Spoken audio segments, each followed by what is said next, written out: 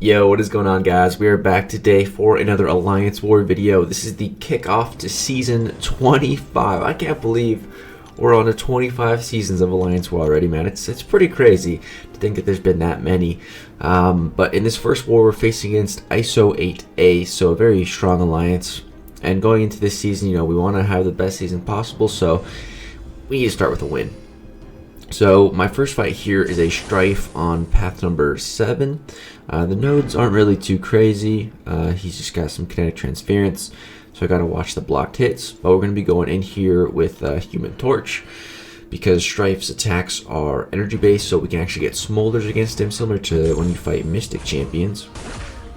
So you see he's gonna come at me here. His medium gives me a smolder, which is pretty nice. Just need to be careful with that kinetic transference. They probably placed him on here because maybe if you block the L2, the kinetic transference could be kind of crazy. I get hit by one of the parts. I tried to evade it. It's been a little while since I fought Strife, but I'm going to try to evade it one more time here with this special 2. I kind of wanted to just go for it here, but I was like, nah, let me just play safe, bait this out. And yeah, I think this one we do get the full evade on. Oh no, we get the end part of it, I guess. But we're over 10 temperature, so we can't miss, so there's no fear of him going invisible and missing and then getting comboed. So we're just going for it here, and he dies to incinerates. Took a little bit of damage, but it's alright. I have potions in the overflow that I have been compiling since the season ended, so I'm just trying to use them. See what you guys are going to see in this next fight. Definitely just trying to use up some potions. So here we have Matador with a stealth Spidey going in here with Magneto. This is like probably the best matchup here. You got class advantage. He's also metal. Like, what more can you ask for? Just a very easy fight. The only annoying thing is Matador. So right here, start the fight. I just missed a parry. It happens, just missed a parry. I took a full 6-hit combo. He hit me with a full 6-hit combo. So I'm like, okay. And then I go to punish his down one and I get parried. I'm just...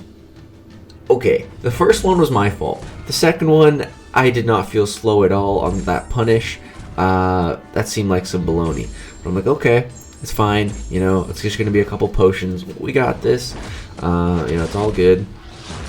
And then one of his special attacks doesn't give me power from Matador.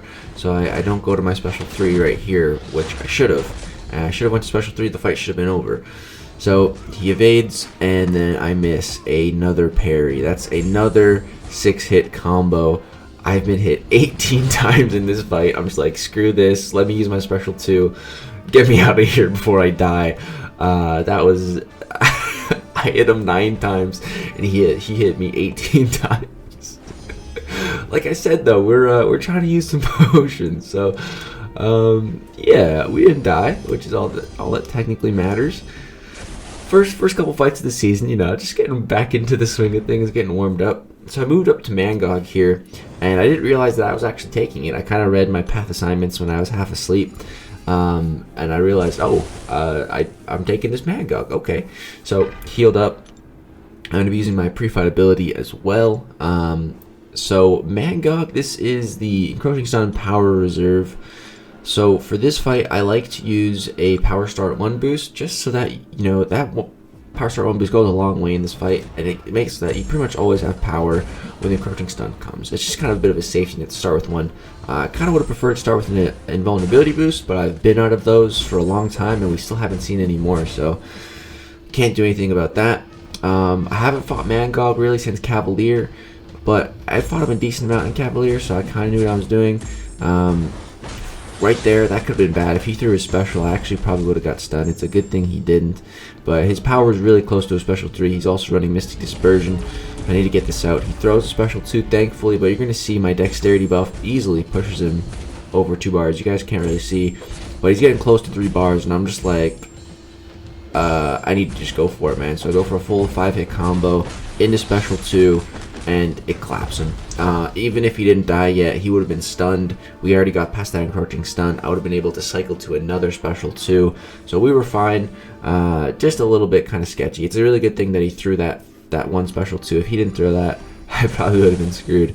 But yeah, it looked easy. It was a little scary in the fight, but got out, looked good.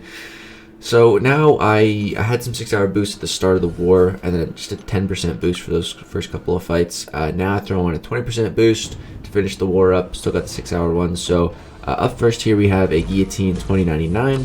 So I fought Guillotine on Path 9 before, but usually it's on the second node. So I can usually Magneto turns off the node, and I'm able to just stun heavy chain as I usually do. But on this one it has one-eyed open, so even if I turn off the stunning reflect, I don't know if Magneto turns off the one-eyed open or not, and I don't really want to find out. So yeah, I'm just gonna kind of fight her normally.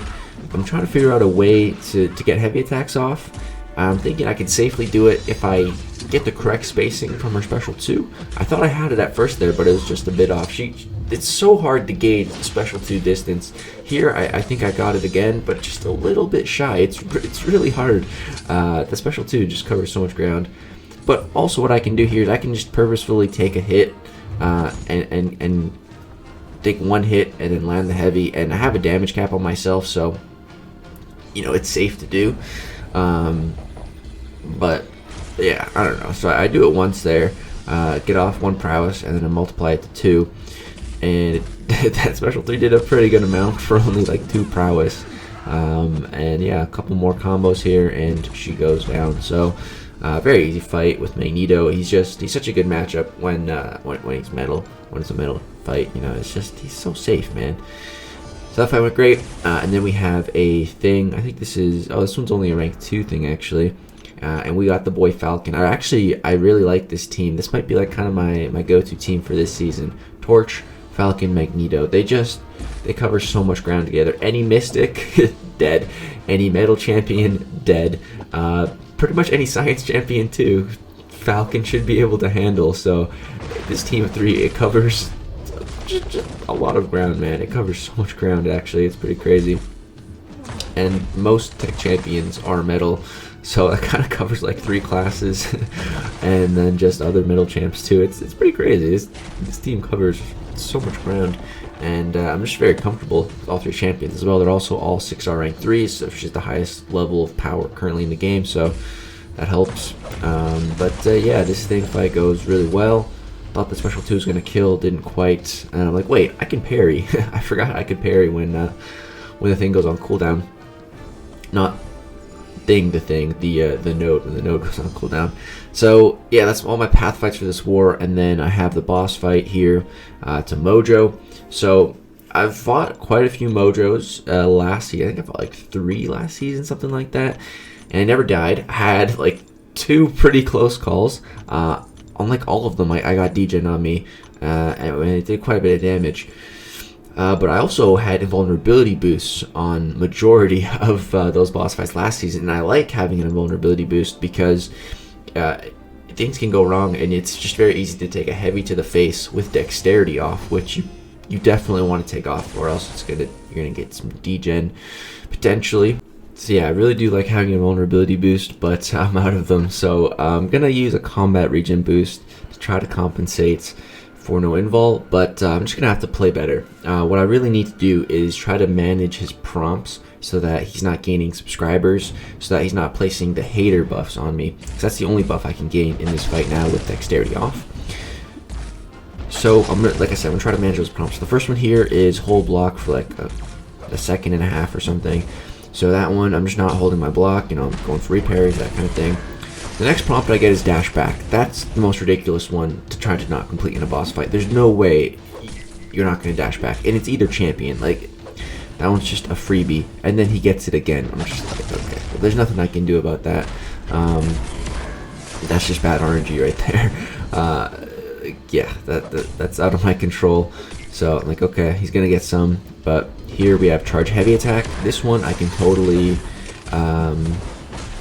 kill time force him to go for a special 2, create some distance, try to just bait his specials, not let him throw heavies. He clips me with that special one, and then he charges the heavy. So I'm like, okay, that's not good. He's up to 4 of those charges. But the fight's pretty much over at this point, so we didn't get a single hater buff on us. We saved our power once we got pushed against the wall to evade his heavy attack. And aside from taking that, if we didn't take that 1-on-1 to the face, that would have been like a perfect boss fight. It would have been textbook. Still went really well though. Didn't get any degen on us. And yeah, we only had 2 more fights in this BG. It was for Pete. And now that the boss is down, there's no global node, so he easily took those with his ghost. And yeah, so that's a great start to the season for me and for my BG. We finished with 0 deaths, a donut as we like to call it, and we did actually end up winning the war as well. As an entire alliance, we only had 3 deaths, which was pretty solid overall.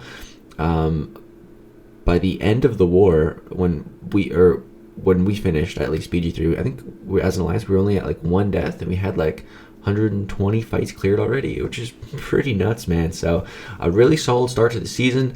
The next war that we're in right now is against New Nation, our rival, so we'll see how that goes. I'm actually using the exact same team as well. Haven't done any fights yet, but yeah, I'll definitely get that war uploaded within the week. Hope you guys are enjoying the new season. Drop a thumbs up if so, subscribe if you'd like to see more Alliance War content. Thank you guys so much for watching. Peace out.